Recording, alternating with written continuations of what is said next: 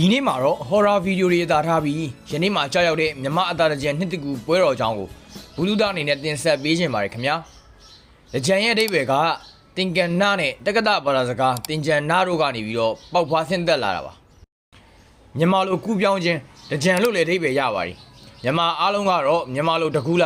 အင်္ဂလိပ်လို April လကိုနှစ်ဟောင်းကအညစ်အကြေးတွေစေးကြောပြီးတဲ့လနှစ်ဟောင်းကိုစွန့်ပစ်ပြီးနှစ်သစ်မှာကောင်းမွန်တဲ့အရာတွေကိုပိုင်ဆိုင်မယ်လို့ထူးခြားတဲ့အဓိပ္ပာယ်နဲ့မြန်မာသမိုင်းစင်ဆက်လက်ဆင့်ကမ်းလာတဲ့မြန်မာရွေးရအမှုနှစ်ပွဲတော်တစ်ခုဖြစ်ပါတယ်။အနော်ရထာမင်းကနေတကြံပွဲတော်ကိုစတင်ကျင်းပခဲ့တယ်လို့စာဆိုရှိခဲ့ပေမဲ့ရာဇဝင်မှတ်တမ်းတွေအရယူခေတ်ထဲကတကြံပွဲတော်ကိုကျင်းပခဲ့တယ်ဆိုပြီးတော့လေတချို့သမိုင်းချက်လက်တွေကသိရှိခဲ့ရပါတယ်။ဗုဒ္ဓဘာသာမြန်မာလူမျိုးတွေကိုးကွယ်ယုံကြည်တဲ့ဖျားရှင်ရဲ့အမိန့်အရတကြံပွဲတော်ကာလရောက်ရင်တရားမင်းကိုယ်တိုင်ဆင်းလာပြီးအပြစ်ရှိသူတွေကိုအပြစ်ပေးတယ်လို့အဆိုရှိကြပါတယ်။အဲ့ဒီကာလတွေမှာဖျားရည်တက်ပေတာဥပုသ်တီလာဆောင်ထင်းကြတာမိမိတို့နိုင်တဲ့လောက်ကုသိုလ်ကောင်းမှုတွေလုပ်ကြတာ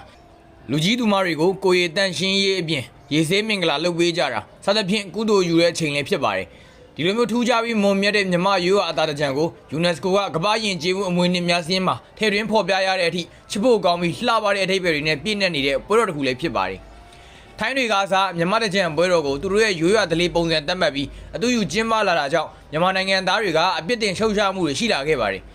မြည်တို့ပင်ဆိုစီကမူလက်ရှိတကြံပွဲတော်တွေမှာလူငယ်တွေကကုသိုလ်ကောင်းမှုထက်တကြံကာလပျော်ပွဲရှင်ပွဲတစ်ခုလိုမျိုးသဘောထားပြီးတော့ရိုးရာအမွေနှစ်ဓလေ့ထုံးတမ်းစင်လာတွေကိုတွေးဖယ်နေတဲ့အတွက်လည်းများသောစိတ်မကောင်းဖြစ်ရပါတယ်အားလုံးပဲနှစ်သစ်မှာပျော်ရွှင်နိုင်ကြပါစေလို့ဆုတောင်းရင်းနဲ့မြန်မာတို့ရဲ့ချစ်စရာကောင်းတဲ့တကြံပွဲတော်ကြီးကိုပျော်ရွှင်စွာကြိုးဆိုဆင်နွှဲနိုင်ပါစေလို့နှစ်သစ်ဆုမွန်ကောင်းတောင်းပေးလိုက်ရပါတယ်ခင်ဗျာ